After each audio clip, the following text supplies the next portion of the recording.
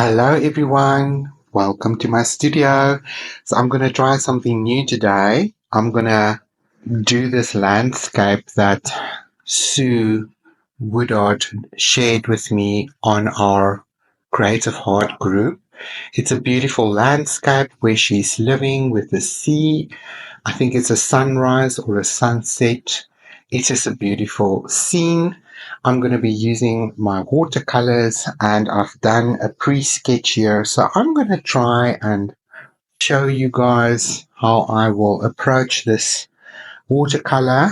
It's not the best watercolor paper. I went to the store yesterday to get some new watercolor paper at some of our more affordable stores, and the good quality watercolor paper that I used to get there is no longer available. They've got a new brand. The brand that I showed you guys is horrible. It's absolutely horrible. It's the worst paper I've ever painted on. Maybe it will be cool for, some acrylic, I don't know, playing on it, but it's definitely not watercolor paper. Don't know why they call it watercolor paper. Anyway, let's get into this painting. So I decided to just use my camera in this way and let's see if it works, because sometimes we can see things up close um, while I'm holding a camera that you don't necessarily can see, when I set up my camera. So I'm going to start with a very, very light yellow wash, especially in this area of the painting, and let that settle so long. Right, rinsing my brush. Where's my tissue? Oh, there's so many things to keep control over. So I'm just taking the water out. So now I think I'm going to add a little bit of maybe. Everything is a guessing game, I suppose. Let's warm that sky up a little bit, especially around this area. And I'm sort of painting at a inclination here. So I've just put my kitchen towel beneath that watercolor paper there. And I'm just going to warm up this bit before we get into that beautiful grey of the clouds over there. So how can I grey this up? So the opposite color to the orange would be a little bit blue. I think I can do with a bit more blue. Okay, that's starting to look a bit green to me. So let me add a little bit of my magenta. Warmed it right back up. A little bit green, cool it down again. And I think I'm going to add a little bit of my grey. Maybe a bit of this blue. Yes. Now we're getting somewhere. Back into the magenta. A grey with a violet, sort of violet blue bias, Okay, let's get into the sky. It's still a bit warm for me. Now, I'm not saying this is the best way to paint a landscape. I haven't painted a landscape in a very long time. So let me just pull my camera back a little bit.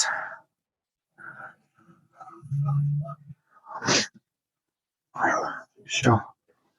To work out.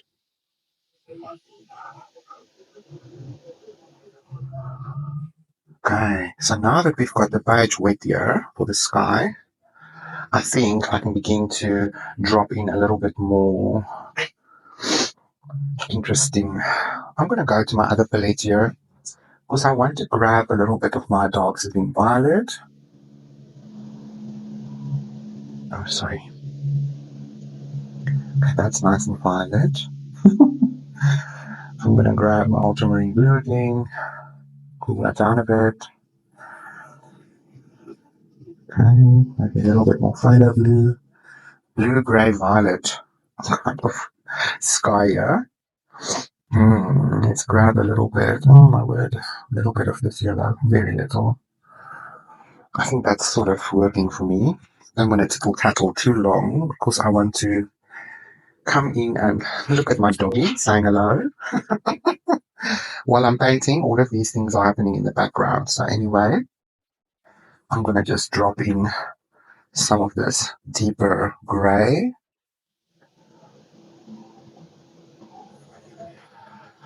Let's make that a little bit darker. I'm going to add some Payne's grey to it. It's a new sort of learning curve for me to paint and record in the same time. I'm sort of used to having my hands free. I think that's pretty enough.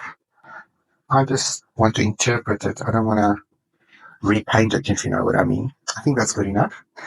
Okay, so while that is drying, let's get into that mountain. And I'm going to zoom in for you there. So it's mostly sort of earth-like. We do have a bit of greens and there's a bit of a structure there. So I'm going to try and avoid painting, my little structure there. Let's first get into this mountain. I'm going to rinse out my water.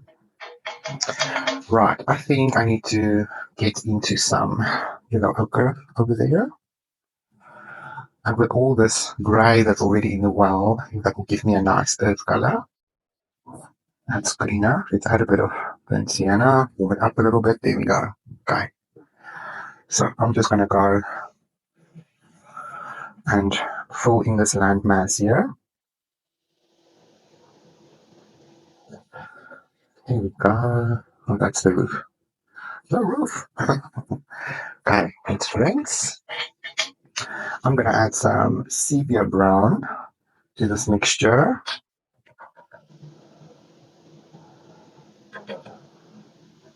Darken that up a little bit. And I'm just going to bring in some depth into this mountain.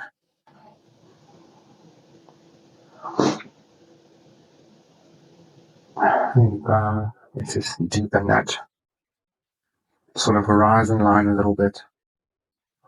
Right. I'm going to rinse that out. I'm going to let that color go. I'm waiting for a bigger sort of porcelain palette that I can mix colors and not wipe them away the whole time. That's a lot of pigment wastage. Let's get this image going again. Now I need a dark green, so I'm going to mix this phthalo green deep blue shade.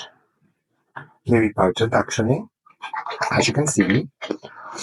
And I'm going to add some of this quinacridone gold deep to that as well. And it just gives me a beautiful, earthy, rich olive green. And I'm just going to talk a bit about these bushes. Plant growth. It's so in the distance, you don't really see what it is, but there's some greenery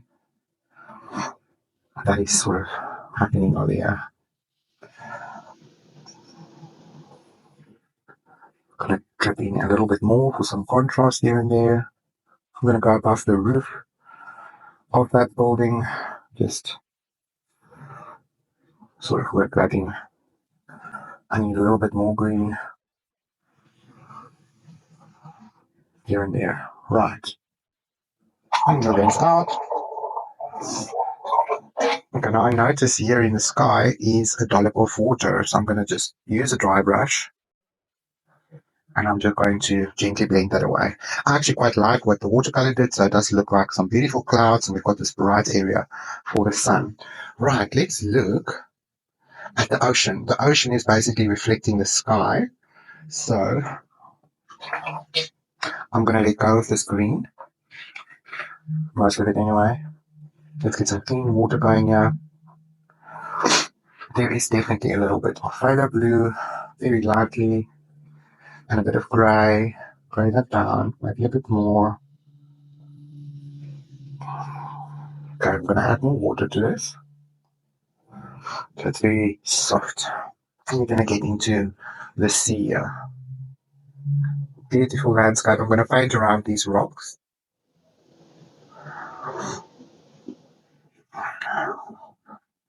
So I'm just using this as a bit of a wash.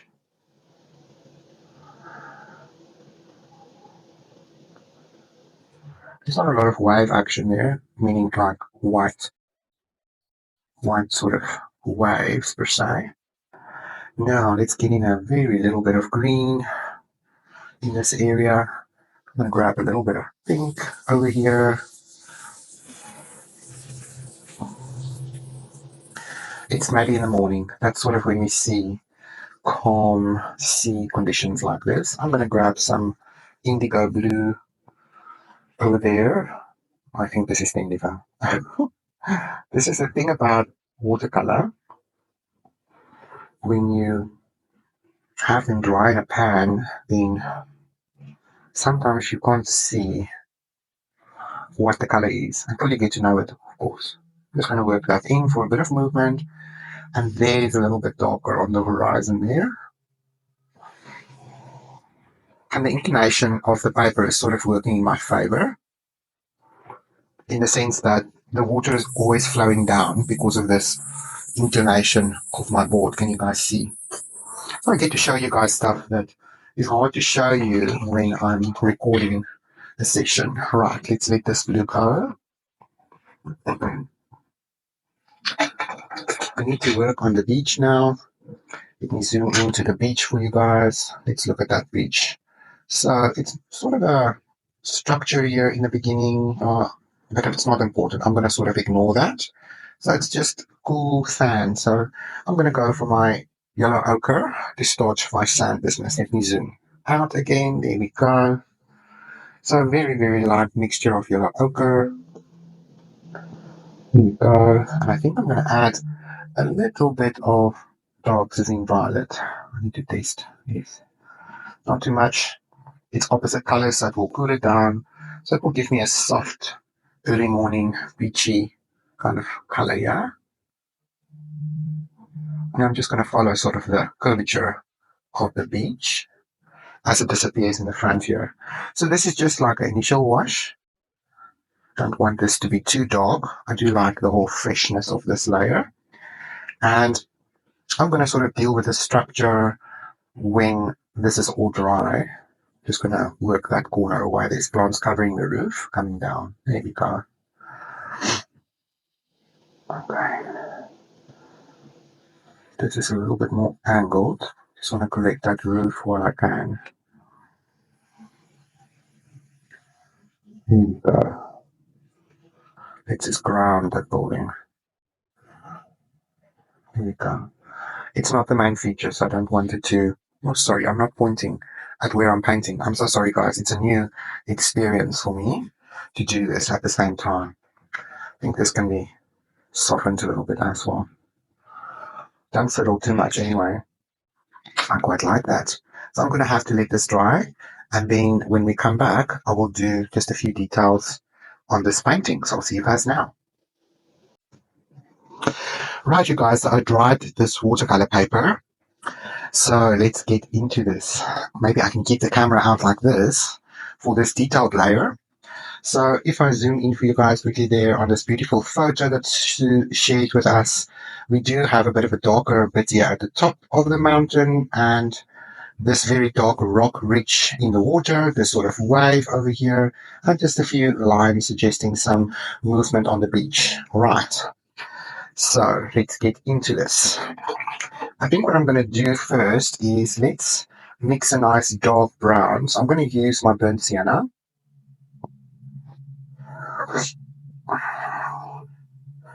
And I'm going to use some ultramarine blue to darken that. I'm going to grab a bit of this quinacridone gold as well. A bit more blue. I'm going to add a bit of my paint spray to just give it a quick depth there. There we go. I don't just want to use the grey because it can look very flat if you just use like black or very dark colour all on its own. So this little rock formation here, I'm just going to sketch that in. It's not really dark enough, so I'm just going to drop in some paint all the time. But remember, oh, I'm shaking so much here, this rock is going to become massive. Just doing horizontal. Remember, people that see your art might not know what it is you painted. I just picked up a bit of sepia. So they will just look at the painting. They won't look at a photograph next to it. So I always remind myself, you are here to interpret the photo. You're not here to copy it. There we go. We have that rock formation over there. I think that's good enough. It's a bit bigger than I wanted it to be, but I was shaking so much. All the excitement. I'm going to use this same color that I've used for the rocks. And I'm just going to go ahead and sort of deepen that color.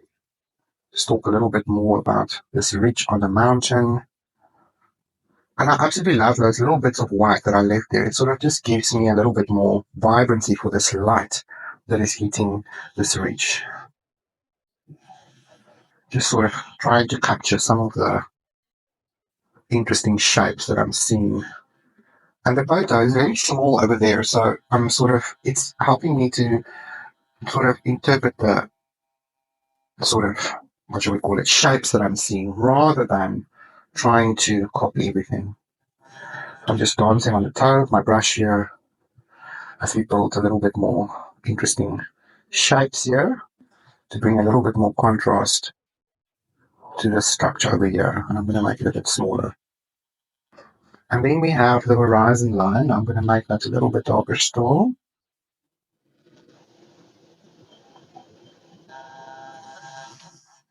Trying to be very gentle here. That feels good. And in here it's going to be darker as well. Right. Now I'm going to try my very best here to paint this sort of building.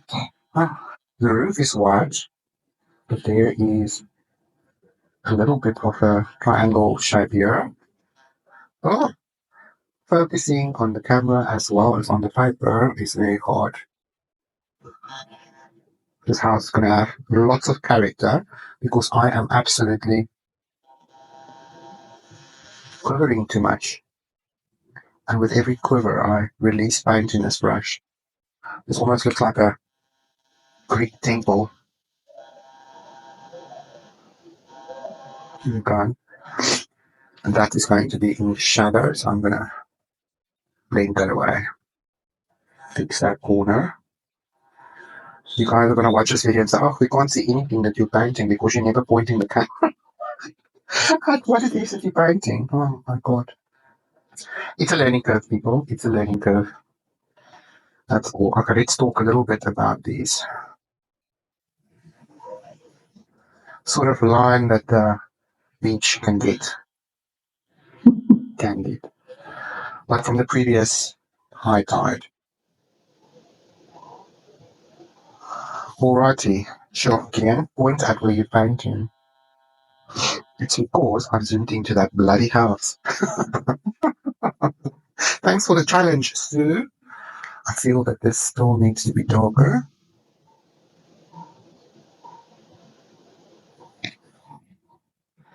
You know, it's good enough for a demo. Let's get some. I'm going to use some of my indigo blue again. I'm noticing this little wave here.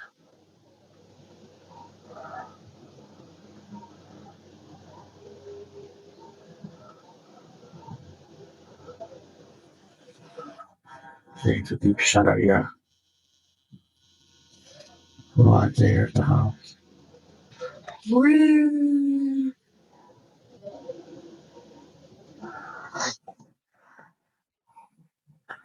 Okay, that's too strong. So I've just rinsed my brush, dabbed off some of the water. I just want to soften that a little bit with a damp brush. I'm just going to sweep some of this color away into the sand.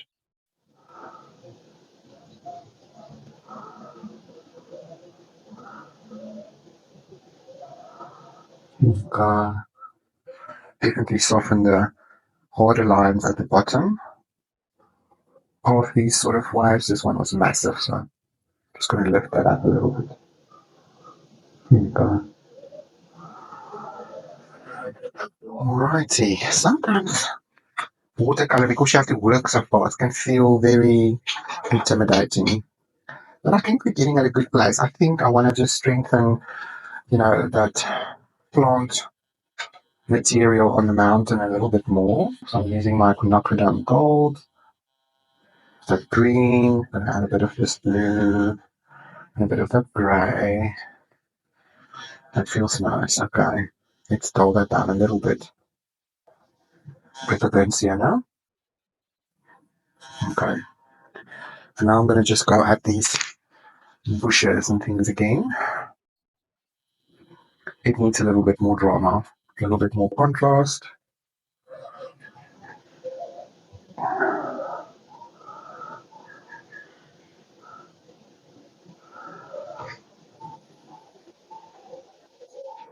Especially here behind this house. Oh, don't darn me. Okay, that's too much paint there. Let's just begin to thin that out a little bit. Water control. Much harder this way, I must say, but something that I could maybe get used to.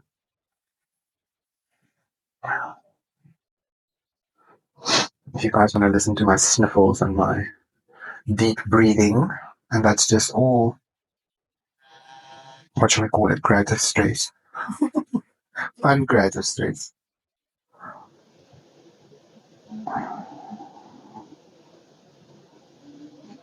Another reason why I'm so grateful that I take off my paper, because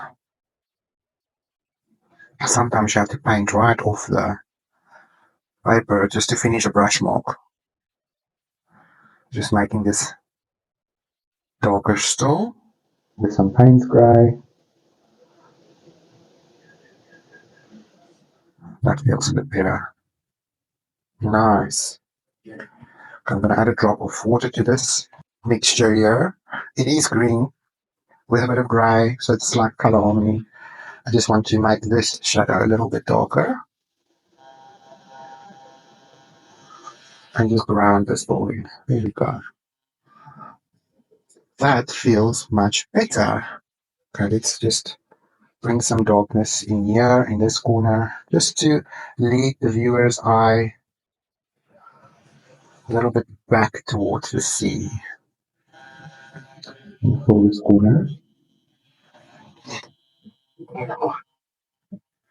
I do like the water, but I do feel we need a little bit of white. Now, I use some white gouache, especially in a painting where I didn't, keep some of my highlights to the side.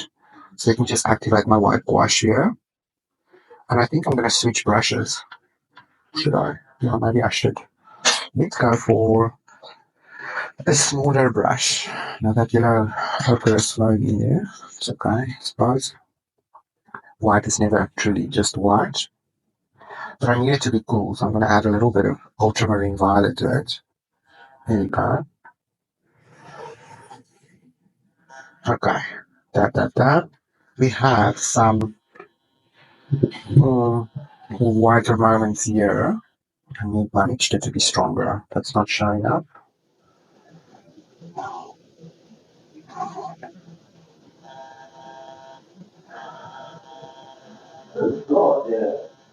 And then I brush to the side, but it's not working in my favor here. There we go.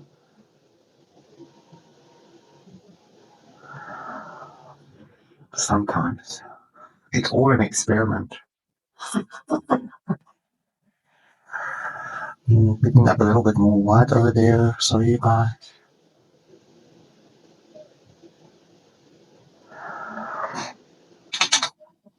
Sometimes it can be very disappointing as well. It's not the highest quality gouache. This is like a student grade quality kind of gouache. I'll show you guys. I literally just grabbed it by itself. This is like a titanium white gouache, but it's not brilliant. But it's gouache. So I must just motor on.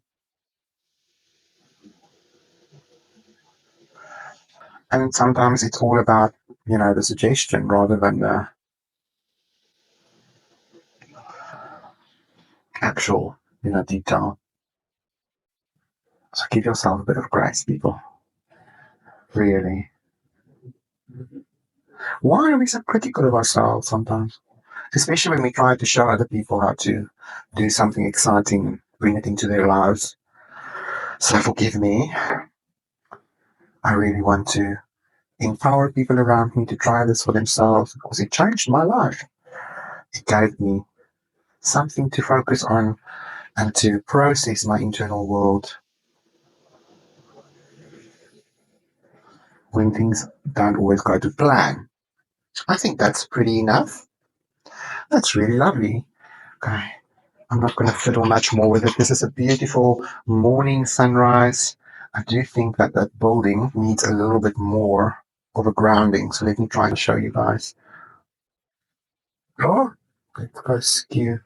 Nothing is straight in my life, my friends. Nothing is straight in my life. There we go. I don't think we must fiddle with this much more. There we go. So I think I'm just quickly going to heat up the masking tape for you guys and then I'll pull it off because sometimes the white of the paper brings the whole picture together. Let me try this for you guys quickly. Alright, I'm going to try and do this together. I did warm up the tape. Oh my goodness, this is fun.